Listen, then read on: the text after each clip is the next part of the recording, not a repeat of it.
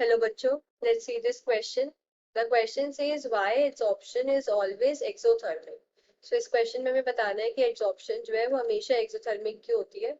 So first key concept of this question is key concept क्या है adsorption. पहले हम देखेंगे कि adsorption क्या होती है.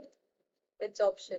तो adsorption को हम ऐसे बोल सकते हैं कि it is the accumulation of molecular species on the surface rather than in the bulk of solid or liquid. किसी भी सॉलिड या लिक्विड के सरफेस पर एक्यूमुलेशन होना रादर देन इन बल्क उसे हम क्या बोलते हैं एब्जॉर्प्शन बोलते हैं. तो इसको हम ऐसे लिख सकते हैं कि एक्यूमुलेशन ऑफ मॉलिक्यूलर स्पीशीज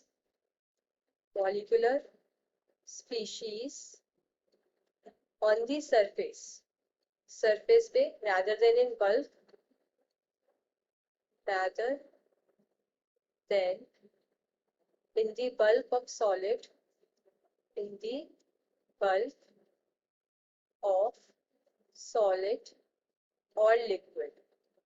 तो इस प्रोसेस को हम क्या बोलते हैं एड्सॉर्प्शन बोलते हैं. एड्सॉर्प्शन के दो कंपोनेंट्स होते हैं. एक होता है हमारा एड्सॉर्बेट एंड एक होता है हमारा एड्सॉर्बेंट. तो एड्सॉर्बेट हमारा वो कंपोनेंट है जिस मतलब ऐसे बोल सकते हैं एड्सॉर्बेट क्या है वो मॉलिक्यूलर स्पीशीज होती है जो सरफेस के ऊपर हमारी एक्यूमुलेट हो रही है. so, इसको ऐसे लिख सकते हैं कि molecular species which is getting adsorbed. molecular species which is getting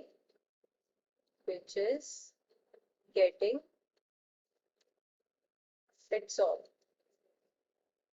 जो हमारी क्या है एड्सॉर्ब हो रही है वो एड्सॉर्बेट होता है. एंड एड्सॉर्बेंट क्या होता है हमारा वो सरफेस जिसपे क्या एड्सॉर्प्शन हो रही है या फिर हम कह सकते हैं एड्सॉर्बेट जो है एड्सॉर्ब हो रहा है. Surface on which adsorbate is getting adsorbed.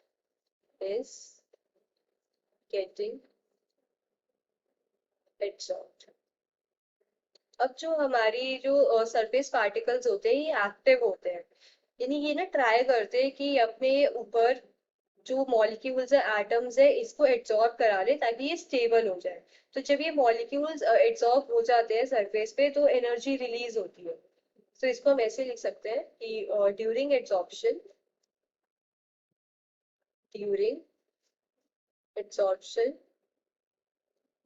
Adsorption के वक्त क्या होता है कि इंटरेक्शन फोर्सेस डेवलप होते हैं दो सरफेसेस के बीच में ड्यूरिंग और वो दो सरफेस कौन से एक होता है एड्सॉर्बेट और एक होता है adsorbent.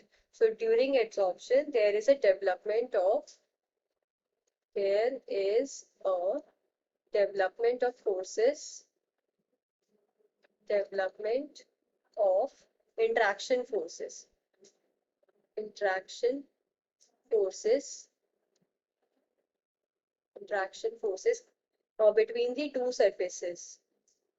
between the two surfaces और ये दो सरफेसेस कौन से हमारे एड्सॉर्बेट और एड्सॉर्बेंट इनके बीच में क्या इंटरेक्शन फोर्सेस डेवलप होते हैं और इस वजह से क्या हीट रिलीज होती है.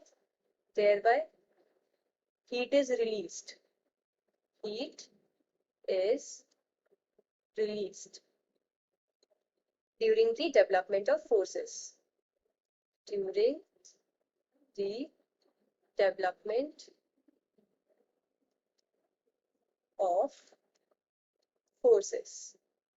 अब इसको हम ऐसे भी बोल सकते हैं कि जो एड्सॉर्प्शन के वक्त क्या हो रहा है हमारा जो रेजिडुअल फोर्स है सरफेस पे वो डिक्रीज हो रहा है. तो ऐसे लिखे अगर हम during adsorption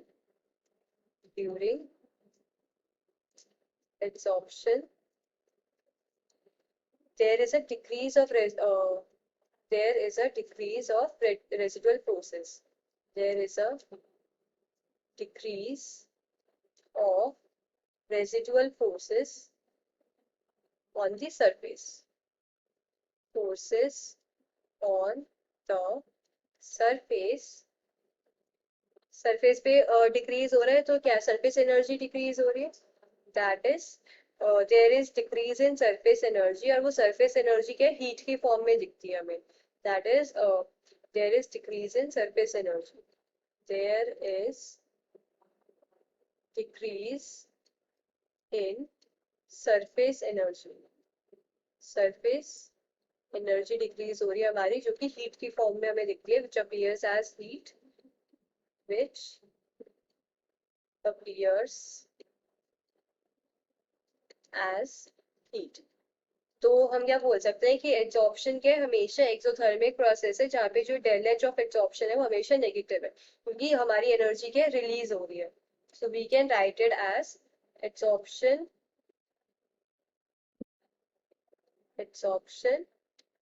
is an exothermic process, is an exothermic process, जहाँ पे जो हमारी डेल एच है, डेल एच क्या है, हमारी एंथैल्पी ऑफ एब्जॉर्प्शन, ये क्या हमेशा ऑलवेज नेगेटिव, ऑलवेज नेगेटिव.